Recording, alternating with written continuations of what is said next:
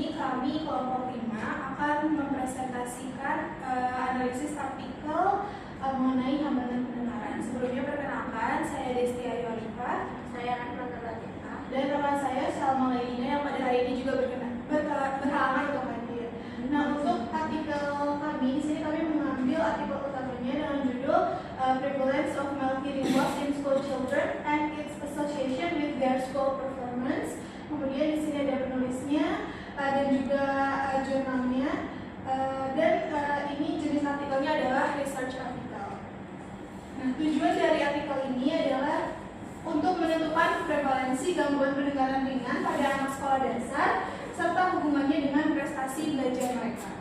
Kemudian metode penelitian yang digunakan adalah penelitian observasional dengan desain komparatif cross-sectional study.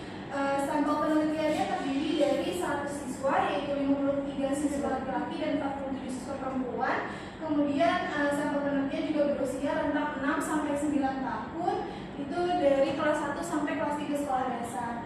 Nah, pada awalnya terdapat 120 siswa, tapi 20 siswa ini dikeluarkan karena adanya serumen atau kotoran telinga. Jadi si 20 siswa ini tidak mengalami hambatan pendengaran, melainkan ada kotoran telinga.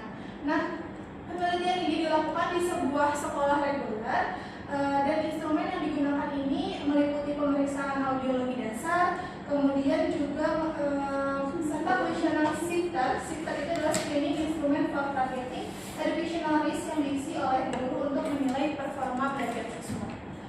Nah, temuan utamanya di sini hasil penelitian menunjukkan bahwa 23% siswa mengalami gangguan pendengaran ringan. Mayoritas kasus merupakan gangguan kognitif, itu sebesar 17%. Kemudian 6% lainnya itu merupakan gangguan sensori neural. Kemudian terdapat perbedaan signifikan antara siswa dengan gangguan pendengaran ringan dengan siswa dengan pendengaran normal dalam aspek komunikasi dan juga aspek perhatian. Kemudian tidak ditemukan perbedaan yang signifikan pada aspek partisipasi atau keterlibatan perilaku dan prestasi akademik secara langsung. Simpulan penelitian ini adalah bahwa gangguan pendengaran ringan ini cukup umum terjadi pada anak sekolah dasar dan dapat mempengaruhi kemampuan komunikasi serta perhatian mereka di kelas yang berpotensi berdampak pada prestasi akademik siswa. Oleh karena itu, screening pendengaran secara dini ini sangat dianjurkan. Kemudian di sini analisis penyebab hambatan pendengaran. Pada jurnal tersebut, gangguan pendengaran ini disebabkan oleh beberapa faktor. Nah, faktor genetik ini ternyata berkontribusi cukup banyak, itu sekitar 50% sebagai penyebab dari gangguan pendengaran. Nah, misalnya lagi, setengahnya lagi, ini juga dari faktor non genetik ini mencakup beberapa faktor, misalnya faktor prenatal dan perinatal. Jadi, faktor prenatal ini banyak karena infeksi yang dialami ibu selama kehamilan, kemudian juga untuk faktor perinatal ini berkaitan dengan kelahiran prematur ataupun adanya komplikasi saat persalinan si ibu tersebut. Kemudian faktor lingkungan juga sangat berperan untuk dalam meningkatkan resiko dari gangguan pendengaran anak. Misalnya ada paparan suara bising, terus juga ternyata asap rokok juga berpengaruh. Kemudian juga penggunaan perangkat audio seperti headphone atau earphone yang dipakai secara berlebihan itu juga bisa menyebabkan gangguan pendengaran pada anak. Kemudian juga faktor lain mencakup beberapa infeksi, ini seperti meningitis, kemudian juga campak juga berpengaruh, gondongan, batuk kejang, dan penggunaan obat-obatan atau toksik. Serta yang sering terjadi pada anak ini adalah, dan yang akan kita bahas pada hari ini adalah tentang otitis media. Jadi kondisi ini berkaitan dengan tingginya kerentanan anak terhadap infeksi pada telinga tengah. Nah, jadi otitis media ini umumnya disebabkan oleh proses infeksi yang melibatkan bakteri ataupun virus, terutama saat anak mengalami infeksi saluran pernapasan atas seperti pilek. Jadi kan anak-anak sering mengalami pilek gitu ya. Nah, terus infeksi tersebut ini menyebabkan mikroorganisme itu masuk ke yang berada di nasofaring ini masuk melalui tuba eustachius menuju telinga tengah sehingga memicu terjadinya peradangan. Nah, jadi si tuba eustachius ini merupakan saluran penghubung antara telinga tengah dan juga hidung. Jadi saluran ini itu berfungsi untuk melindungi telinga tengah dari masuknya bakteri dan virus dari saluran pernapasan, kemudian mengeluarkan cairan dari telinga dan menjaga keseimbangan tekanan udara. Itu fungsi si tuba eustachius itu. Nah, kemudian di dalam tuba lapisan epitel yang berperan sebagai pertahanan alami, yaitu dengan menghasilkan zat antimikroba untuk melakukan kolonisasi dari si mikroorganisme.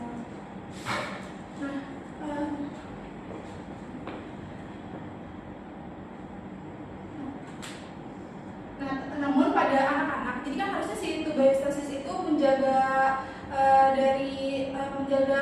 saluran pernafasan itu dari mikroorganisme, tapi pada anak-anak si saluran tuberkulosis ini belum berkembang secara sempurna. Jadi masih memiliki karakteristik yang lebih pendek, lebih lebar, dan juga lebih horizontal dibandingkan dengan orang dewasa. Jadi kumannya itu lebih mudah masuk pada anak-anak.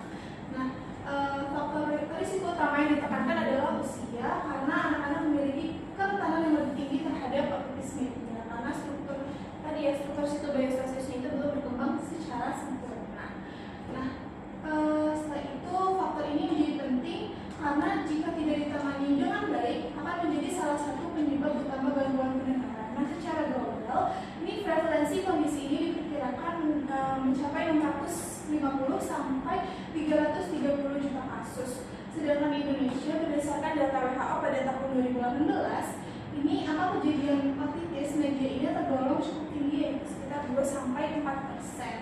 Selain itu, hepatitis media juga bisa misalnya anak yang terkena hepatitis media itu bisa terkena gangguan pendengaran yang lainnya. Contohnya itu seperti gangguan pendengaran konduktif atau CHL, kemudian poli campuran, dan gangguan pendengaran sensorineural atau SNRL. Nah, ini sejalan dengan pernyataan dari Elbul tadi yang menunjukkan bahwa 23% anak yang mengalami gangguan pendengaran di dalam penelitian itu mayoritas mengalami CHL dan juga si SNRL tersebut. Nah, selanjutnya faktor risiko yang terjadi juga dikelompokkan menjadi 3 kategori. Misalnya faktor penjamu seperti sistem imun, genetik, infeksi dan lain sebagainya. Kemudian temuan pada faktor penyebab gangguan pendengaran ini bisa dicegah seperti dengan faktor-faktor yang bisa dicegah seperti infeksi, lingkungan, dan perilaku seperti itu. Selanjutnya ada analisis dampak hambatan pendengaran. Jadi hambatan pendengaran itu memberikan dampak yang sangat besar kepada siswa. Siswa akan mengalami hambatan dalam perkembangan bahasa verbal seperti berbicara, membaca dan menulis, serta keterlambatan dalam pemerolehan bahasa. Kemudian prestasinya juga akan cenderung menurun, bahkan beresiko mengalami kegagalan di dalam kelas. Selain itu, gangguan pendengaran juga menyebabkan munculnya masalah emosional dan sosial seperti munculnya stres, rendahnya harga diri, serta kesulitan dalam menjalin hubungan sosial dengan teman sebayanya. Hambatan ini juga sangat berpengaruh kepada proses belajar siswa di sekolah karena siswa akan kesulitan dalam memahami apa yang dijelaskan oleh guru. Jadi siswa juga kehilangan kesempatan belajar secara insidental karena keterbatasan informasi yang mereka terima. Kemudian siswa juga semakin kesulitan karena guru itu banyak menjelaskan melalui verbal gitu. Jadi harusnya dikombinasi dengan visual.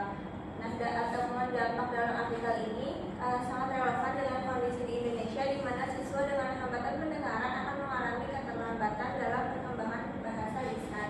Keterbatasan pendengaran ini menyebabkan mereka berkomunikasi lisan, terutama dalam mengelola dan menyampaikan bunyi bahasa dengan jelas.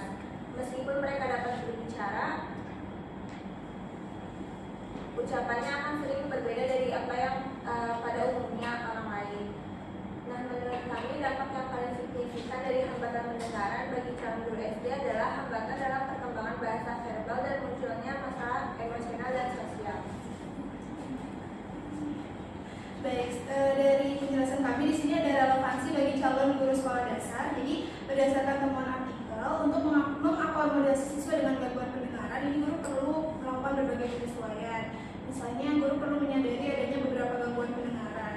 Nah, setelah tahu beberapa gangguan pendengarannya, itu penyampaian materinya harus dilakukan secara lebih jelas, kemudian intonasinya juga harus lebih tepat, kemudian meminimalkan kebisingan di lingkungan kelas. Nah, temuan ini juga memperkuat siswa bahwa gangguan pendengaran ini mengalami hambatan pada aspek komunikasi, perhatian, dan pemahaman bahasa yang berdampak pada prestasi akademik.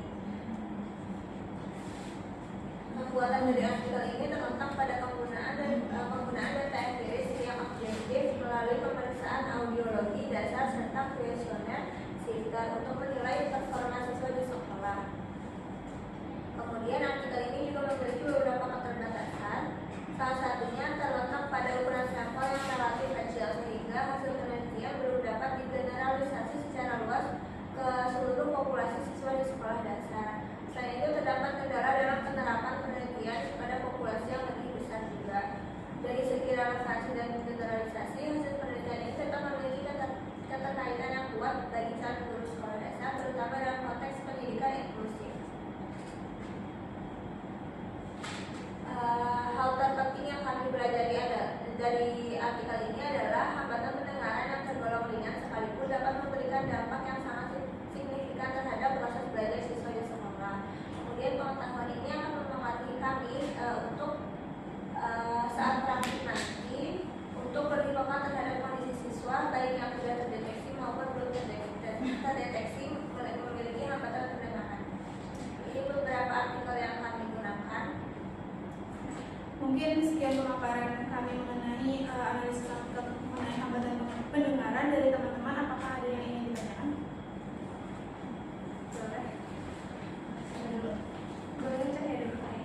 Terima kasih atas kesempatannya. Perkenalkan saya Teh Henisi dari kelompok 13. Izin bertanya. Tadi kan sudah dijelaskan yang mengenai otitis media ya. Terus mekanismenya juga seperti apa? Jadi pertanyaannya, apakah otitis media ini bisa juga menyerang orang tua aja? Tadi kan lebih ditekankan ke anaknya. Mungkin Boleh. perkenalkan saya Henry perwakilan dari kelompok 8. Izin bertanya. Tadi kan kalian juga menjelaskan apa itu SNHL dan juga JHL. Tapi apa sih perbedaannya dari SNHL dan JHL itu sendiri? Ya mungkin izin menjawab pertanyaan dari Cahaya dulu kali ya. Jadi kan tadi apakah otitis media ini bisa menyerang orang tua juga? Nah sebenarnya ini otitis media ini gak cuma menyerang anak tapi bisa juga menyerang orang tua karena sebenarnya itu si OM ini disebabkan oleh beberapa mikroorganisme. Nah salah satunya ini si Streptococcus pneumonia. Dan jadi kalau misalnya si orang tuanya ini lagi kena influenza, terus itu kan imun tubuhnya drop ya, nah itu bisa aja terkena si otitis media. Jadi ini tergantung imun dari si orang tersebut gitu. Dan yang biasanya kalau orang tua ini yang lebih kenanya itu lansia sih, karena ya lansia kan itu rentan banget. Jauh. Terima kasih. Untuk pertanyaannya Aisyah, tadi kan apa perbedaannya CHL dan SNHL? Jadi perbedaannya itu terletak pada lokasi kerusakannya di telinganya. Kalau di CHL itu terjadi karena sumbatan di telinga luar atau tengah, sedangkan kalau SNHL terjadi karena rusakan telinga yang di dalam koklea atau saraf pendengaran. Dan kalau CHL itu bisa disembuhkan, kalau SNHL itu lebih bersifat permanen. Terima kasih. Apakah ada lagi teman-teman yang ingin bertanya?